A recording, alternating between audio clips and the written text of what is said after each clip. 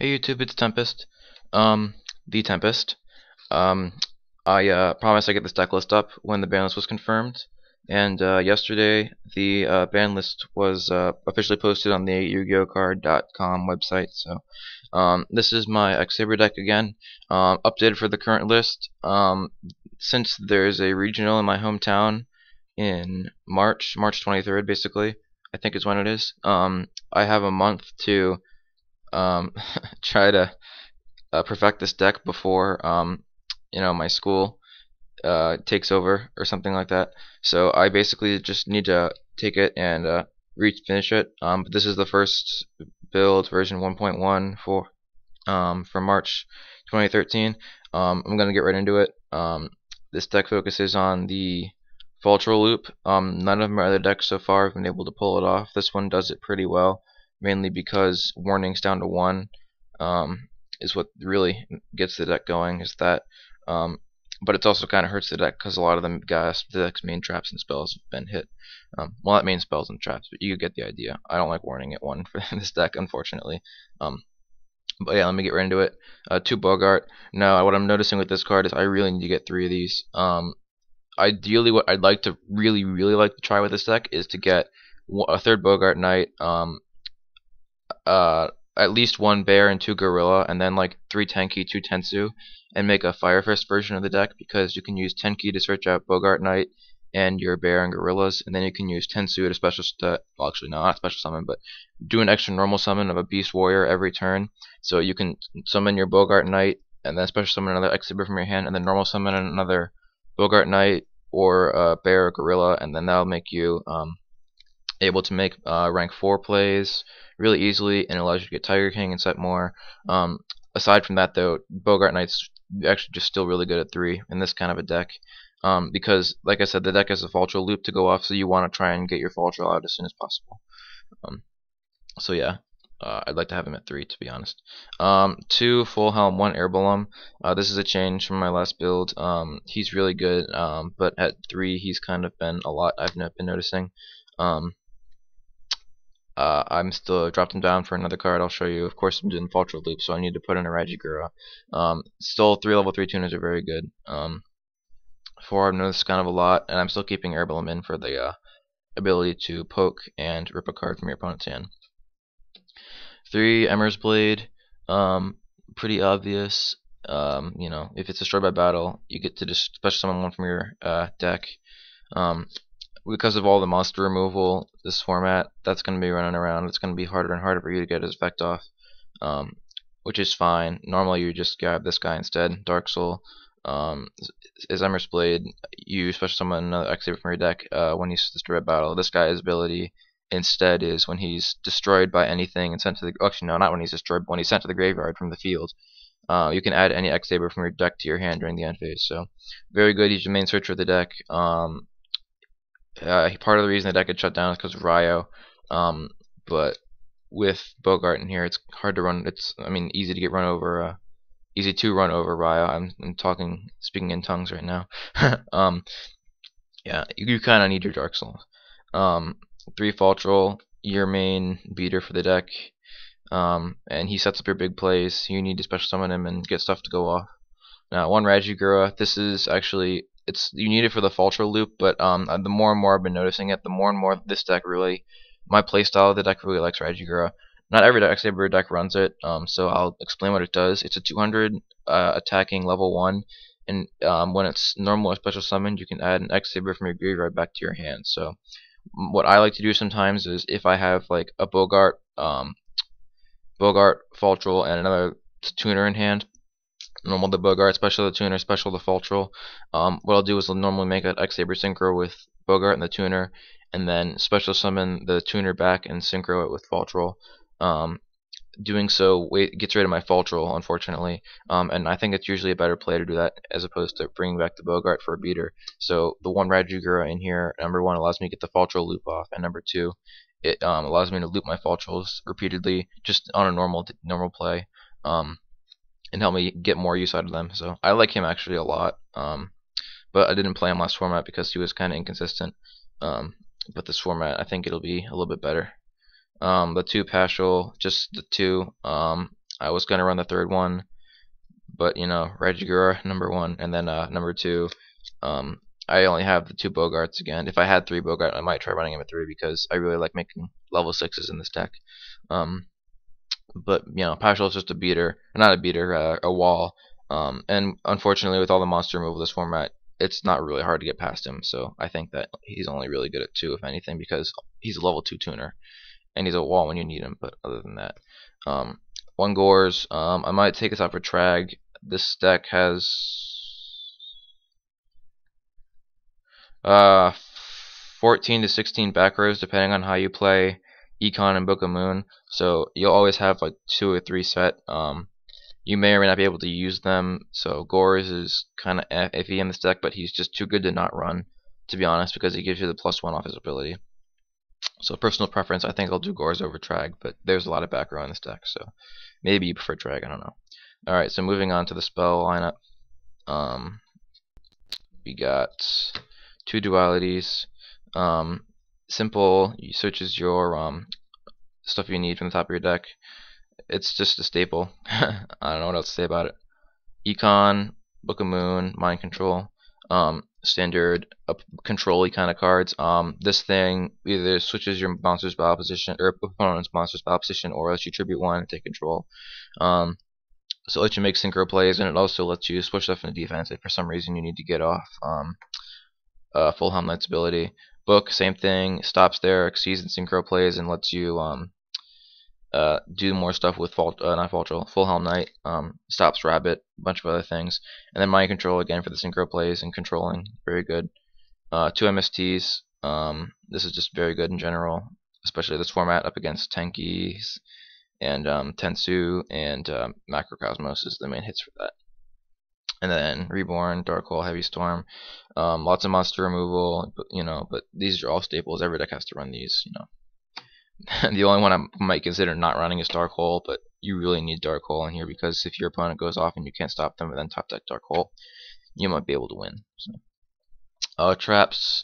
I have the most traps. Well, actually, that's not true. I have more monsters than traps, but the majority of my cards are traps. They're very good. There's a lot of them. The 3 E-calls. I dropped my monster count down from, I think, 18 or 19 to 16 or 17, I think. So E-call is not quite as consistent, but I think that with the Fultrell loop, especially in here, it's possible to get this off every game, and it's usually going to be a +2 for you as long as you can top deck it. I see no problem running 3 as the format goes on, and I get more testing out of this and solidify the build. I may have to drop it down to 2. I'll have to wait and see.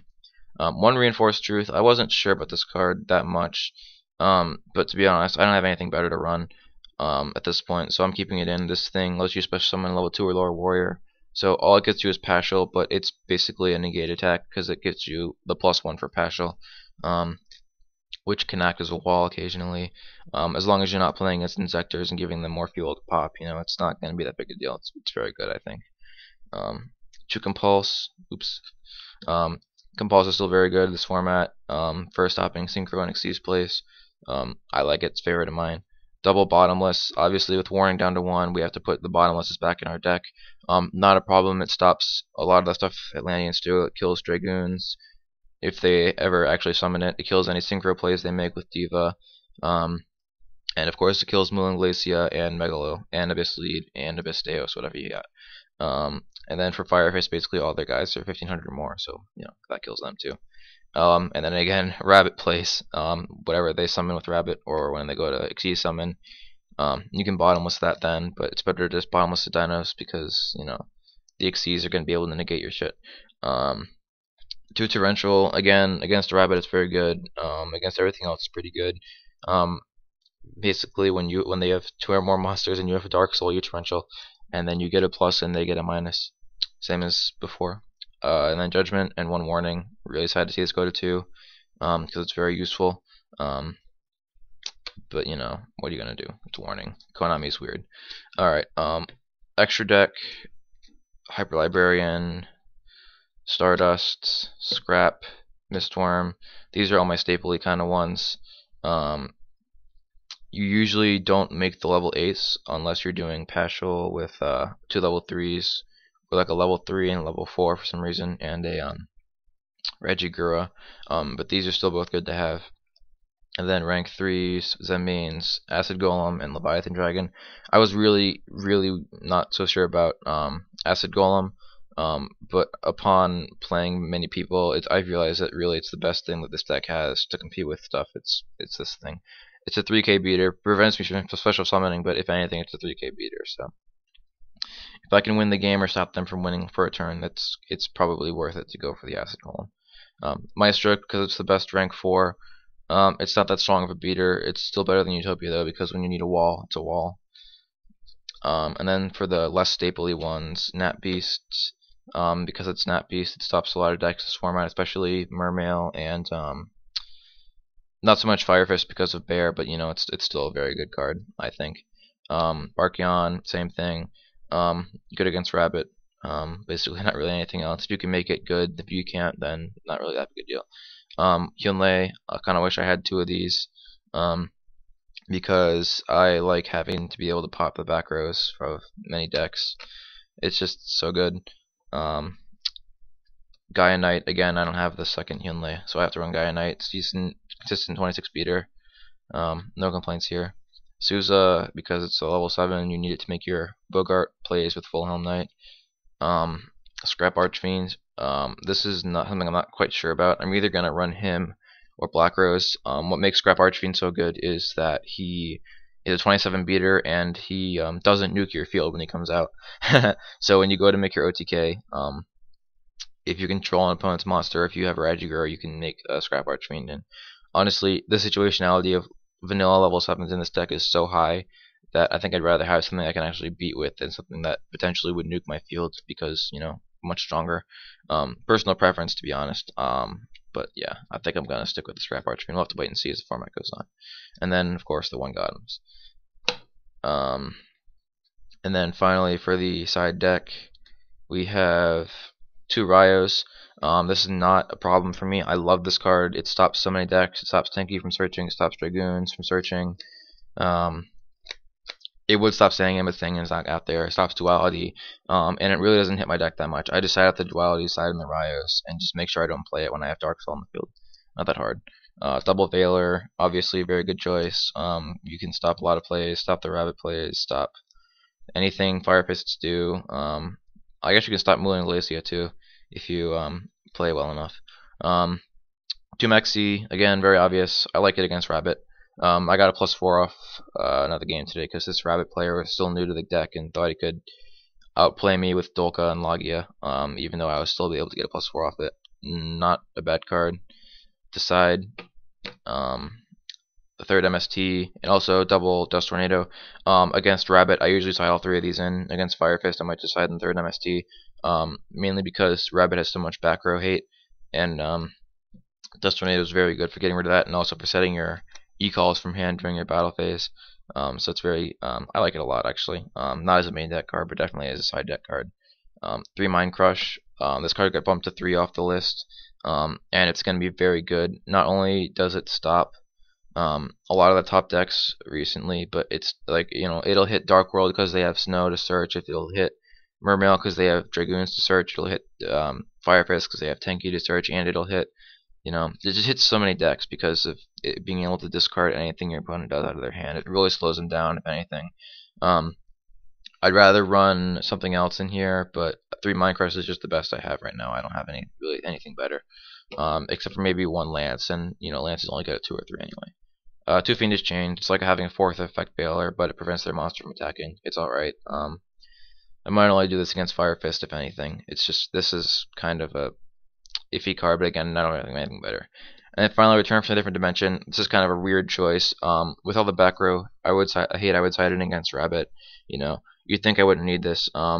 It's just a, you know, last minute addition in case I don't feel like siding out everything against the Rabbit. You know, just the Return from a Different Dimension, because Macrocosmos hurts this deck so much, and you need to be able to at least find a way to get back to your Faltro loop with this. Alright, so I'll explain the Faltro loop really fast.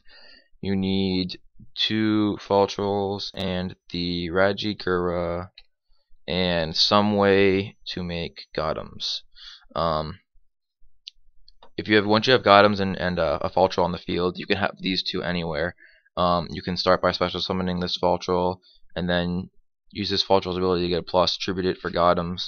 Rip a card out of your opponent's hand. Use this Fall Troll to revive Regi. That'll bring your Fall Troll back to your hand from your grave. Use Gotems, tribute this Fall Troll, special summon another one, tribute the Regi, effect, special summon, revive. Tribute this again, special summon, tribute this again, use this guy to bring it back, and you can just rip as many cards out of your opponent's hand as you want to. Now, the loop isn't as consistent as I would like it because it takes 3 monsters with, more than 1500 attack points. So number one, anytime one of them gets summoned, they get bottomless.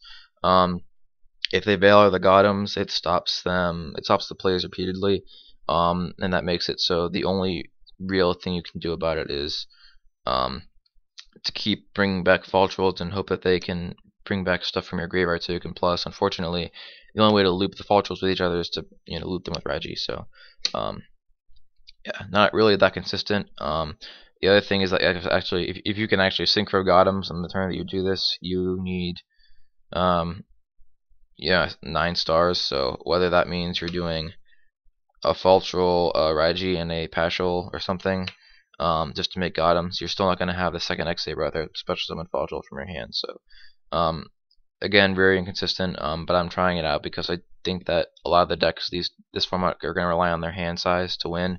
So, yeah, testing this out. So yeah, that's my X-Saber deck version 1.1. I'll make sure to post updates as they come along. Thank you very much for watching, and I hope this was helpful for all you X-Saber players.